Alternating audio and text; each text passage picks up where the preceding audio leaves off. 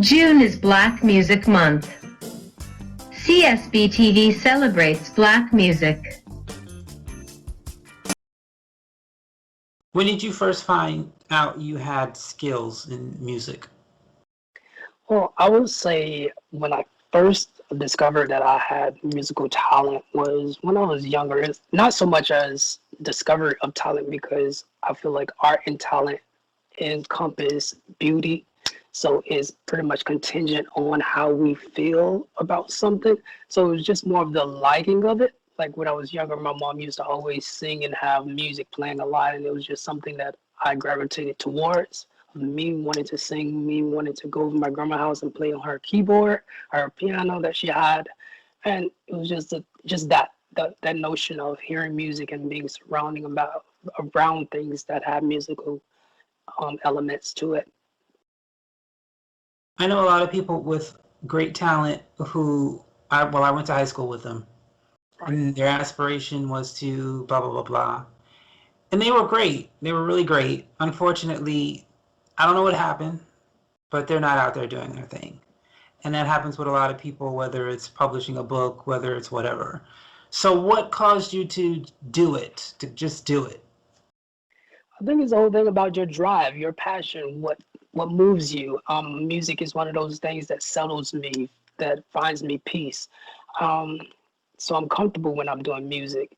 Of course, I did the military thing, and which took me away from that aspect of music and that whole career path of music. But at the same time, there are still elements of it where the people I met and came around, I still actually did music with them because there's a lot of other artists that's actually in the military that's making money trying to pursue their career. And that was the same thing for me. I went that path to actually do something that was bigger than myself, but at the same time to procure the resources necessary to do the things I wanted to do in music. So it's just all about your drive, and if it's still in you, then go for it, regardless of your age or your limit. Like I said, it's beauty, and we all perceive it differently. So someone's gonna like what you put out. When did you officially start?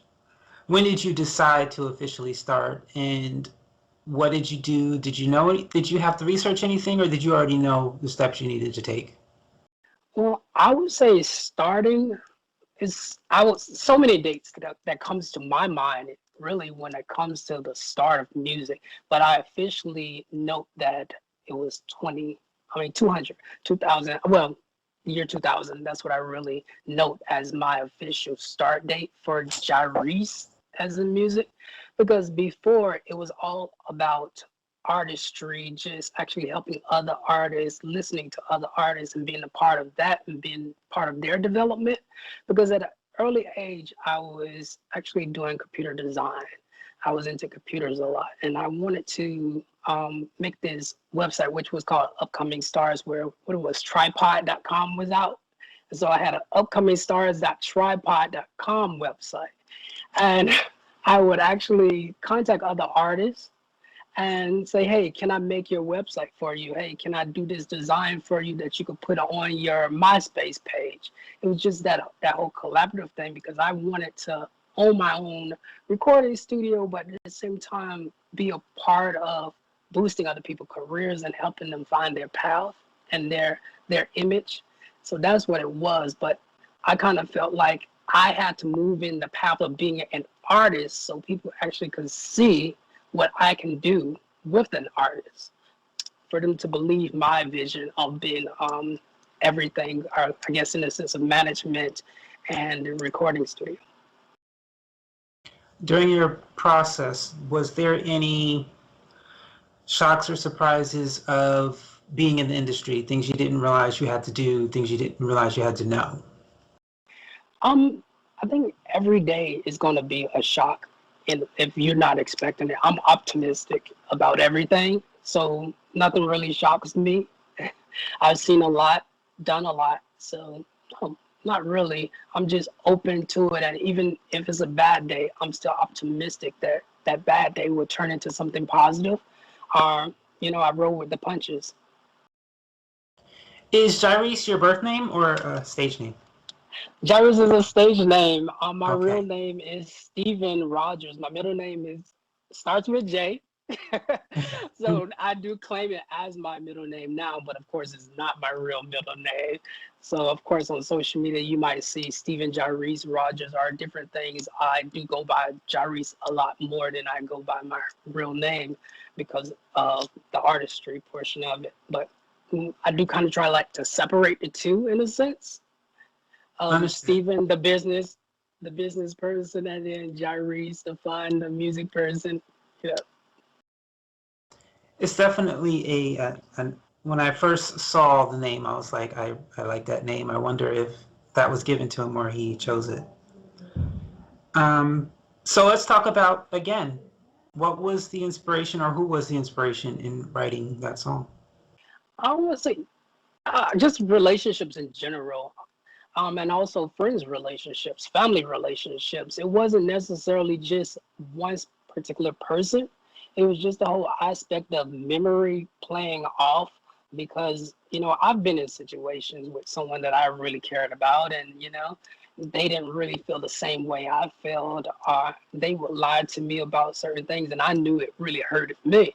And so that's where the concept of the song comes. It plays off of the whole element of, I guess, being stabbed and bleeding out, but at the same time, it's actually wordplay that, words can actually hurt you. Because you often hear people say, sticks and stones may break my bones, but words would never hurt me. But you think about it, yes, it does. It really hurts you a lot sometimes, especially if you really claim to love someone and feel something from, like, it really tugs at you. And you sometimes find yourself hurting on the ground crying. Is this single just a single at the moment, or is it a part of a whole album?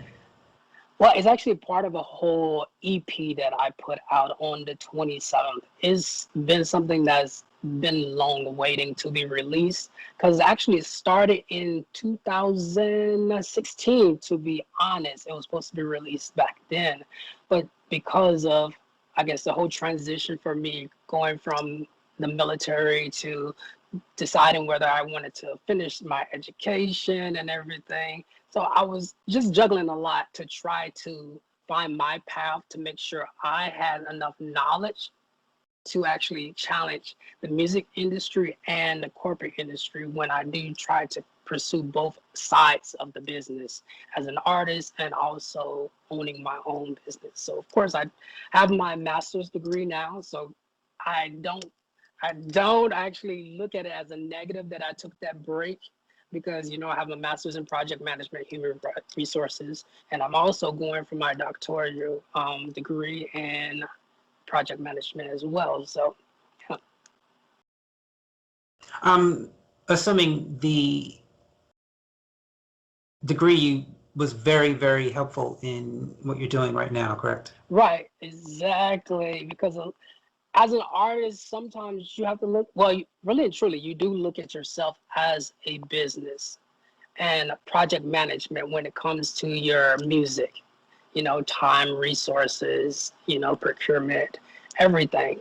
It all plays a part. And I think that's was one of my drives for education to make sure that I was solid in that aspect of it, my viewpoint mentally when it comes to that I do have that business etiquette, but at the same time, I still have that artistry that contributes to it.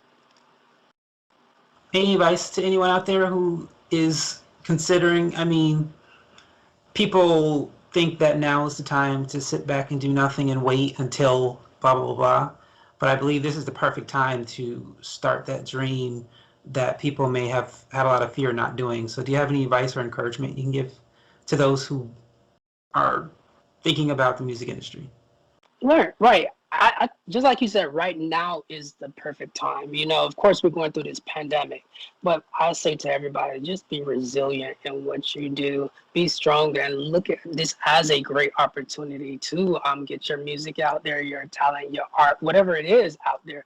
Because a lot of people are sitting at home right now. They're not going anywhere, and they're looking for forms of entertainment. They're trying to discover a new artist. They're sitting at home ordering stuff. They're not going really out. Media is big right now. Television is really big right now. Music element is very big right now. So pursue it. And just like I said, it's all about beauty and what is beauty and what is art. You know, it's something that's perceived diversely depending on the person. So just like I said, whatever talent you have, whatever level it is, you know, the uniqueness of it is going to actually be displayed and be projected. And someone's going to hear it and they're going to love it. All right. So my last question for you today is a fun question. I give this question to almost everyone I interview.